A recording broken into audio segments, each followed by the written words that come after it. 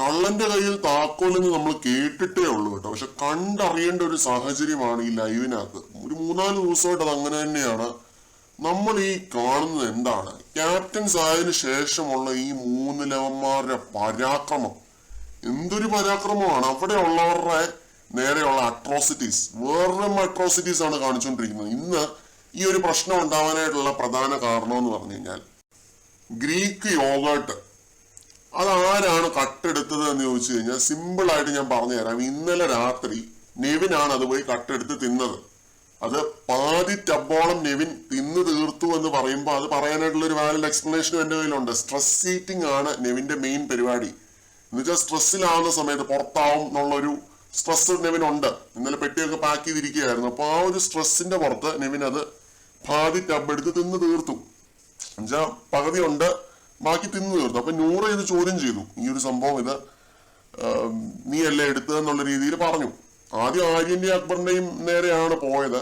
അനുമോളും പറഞ്ഞു ആര്യനും അക്ബറുമാണ് എടുത്ത് തിന്നതെന്ന്. എനിക്ക് തോന്നുന്നില്ല കേട്ടോ. ഇന്നലെ രാത്രി നെവിൻ അവിടെ നിൽക്കുന്നതായിട്ട് കണ്ടിരുന്നു. നെവിനാണ് കഴിച്ചതെന്നാണ് എനിക്ക് ഫീൽ ചെയ്യുന്നത്. പാതി ടബ് നെവിൻ എടുത്ത് തിന്ന് തീർത്തിരുന്നു.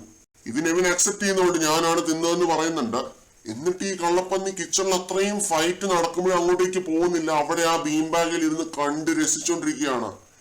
ഇങ്ങനെയുള്ളവന്മാരുണ്ടോ ഈ ലോകത്ത്? എനിക്കറിയാൻ മേലാഞ്ഞിട്ട് ചോദിക്കുകയാണ്. അവിടെ ഇരുന്നത് കണ്ട് രസിച്ചോണ്ടിരിക്കുകയാണ്. നൂറയും ആര്യനും ഒക്കെ തമ്മിലുള്ള ആ ഒരു വഴക്ക്.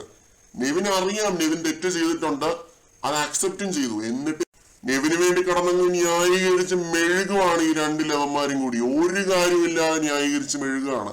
കഴിവില്ലാത്തവന്മാര് കേട്ടോ, പറയാതിരിക്കാൻ പറ്റത്തില്ല. തെറ്റ് ചെയ്യുന്നവരോട് ഇവര് വഴക്കിടുന്നില്ല.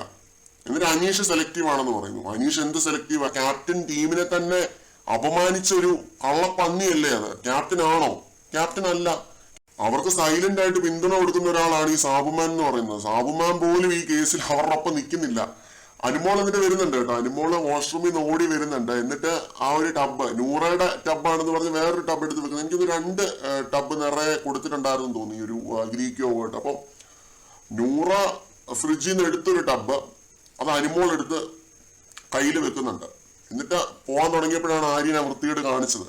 എന്നിട്ട് പിന്നീട് അക്ബറിന്റെ കയ്യിൽ നിന്ന് സബ്മാൻ ആ ഒരു ടബ് വാങ്ങിക്കുന്നുണ്ട്. എന്ന് വെച്ചാൽ നെവിൻ പാതി തിന്ന് തീർത്ത് വെച്ച ആ ഒരു ടബ് വാങ്ങിക്കുന്നുണ്ട്. അപ്പൊ ഇപ്പൊ പട്ടാഗേൾസിന്റെ കയ്യിലാണ് ഗ്രീക്ക് യോഗേർട്ട് മുഴുവൻ ഇരിക്കുന്നത്. അത് അനുമോള് എടുത്ത് വേറെ എവിടെയോ വെക്കുന്നതായിട്ട് കണ്ടിരുന്നു.